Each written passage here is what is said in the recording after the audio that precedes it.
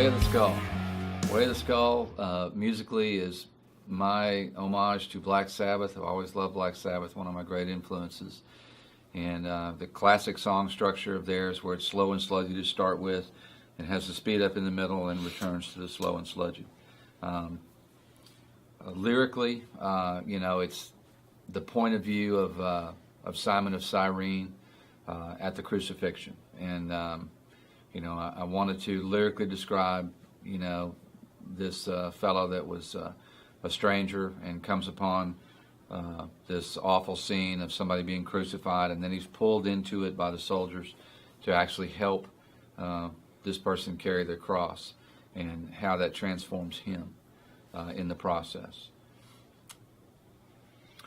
Definitely one of our darker songs, probably the slowest song we've ever written as far as BPM, and this definitely has that dark grind to it, and obviously due to the lyric, content, it goes together well. It was definitely, when you came up with the idea, you had I love it about you, you always have sometimes you have the exact feel, drum beat. And I always love it when you have that. It's only been about 3 or 4 times, but it's always I don't need to do anything different than what you come up, because I know you've got the concept. And it was just one of those songs that you had the idea, and we grasped onto it pretty quick and locked in as a rhythm section.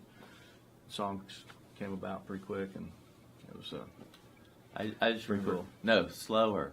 No, Slower. slower.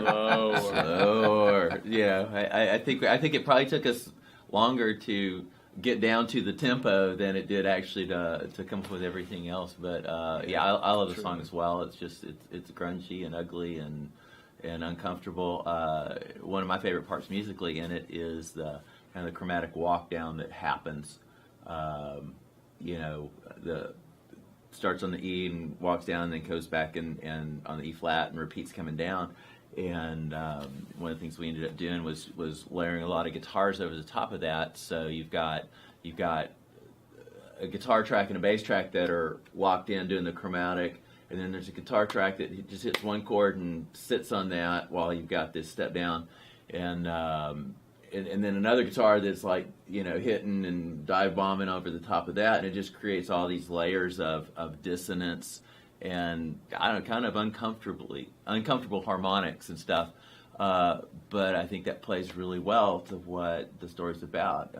Instead of trying to, it was an ugly and horrible and brutal and vicious thing that happened, and all the more amazing because he did that willingly, knowing what was going to happen.